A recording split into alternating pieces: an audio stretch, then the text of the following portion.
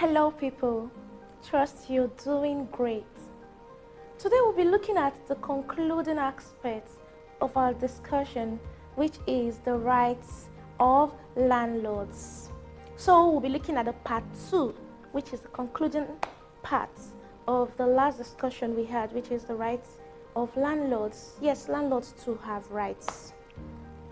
Now we'll take these points one at a time.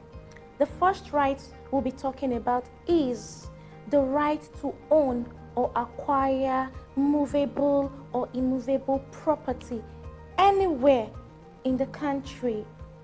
This right given to landlord is enshrined in the Constitution, particularly Section 43 of the 1999 Constitution of the Federal Republic of Nigeria as amended.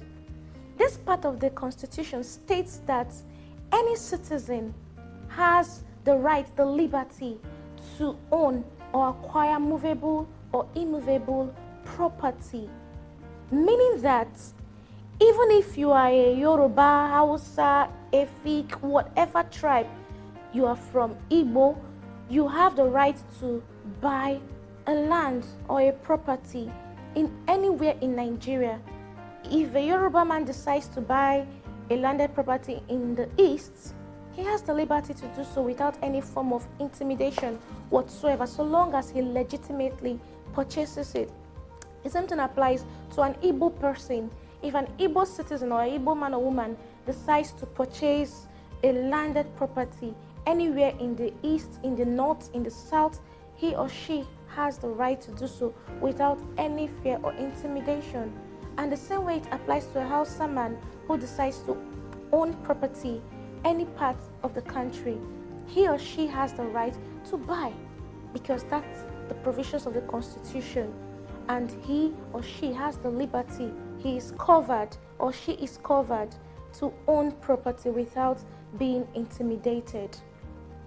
The second point we'll be looking at is the right against compulsory acquisition of property.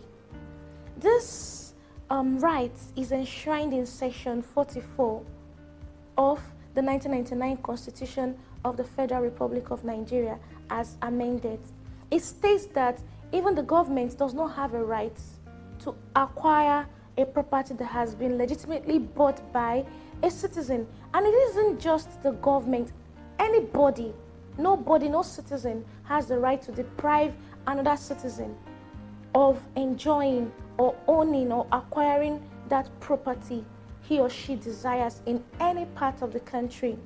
But there are exceptions to this law. The only condition at which the government can compulsorily acquire a property or deprive a citizen from enjoying that property which he or she has acquired, that condition is seen in Section 28 of the Land Use Act, where it states that the government can compulsorily acquire a property from a citizen if it is seen that such a property is overriding public interest. What does it mean for a property to override public interest? It simply means that that property is constituting a form of disturbance, is constituting a form of nuisance. That property stands as a hindrance to certain governmental projects. It goes against public policy. It goes against public freedom and enjoyment. As such, the government has a right to compulsorily acquire such properties in order for the government to carry out developments, projects that will benefit the populace. And in most cases, some of these properties that are compulsorily acquired are properties that have been mapped out or marked or set aside by the government for such projects, either agricultural projects or things that will benefit the country. Some of these properties that are also compulsorily acquired are located in dangerous or hazardous areas.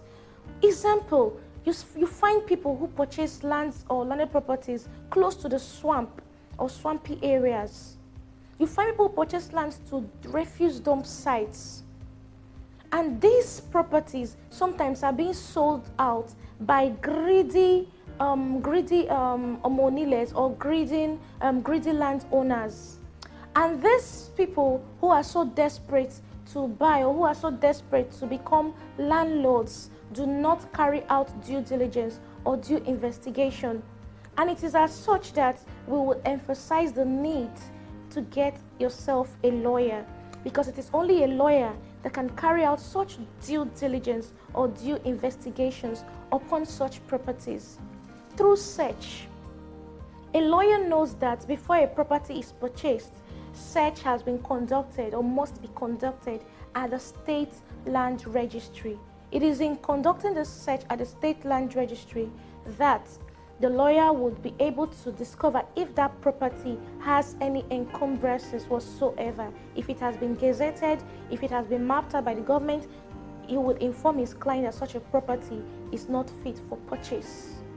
But most people are always in a hurry to buy land, so they don't carry out all these necessary investigations. The third right we'll be looking at is the right to compensation.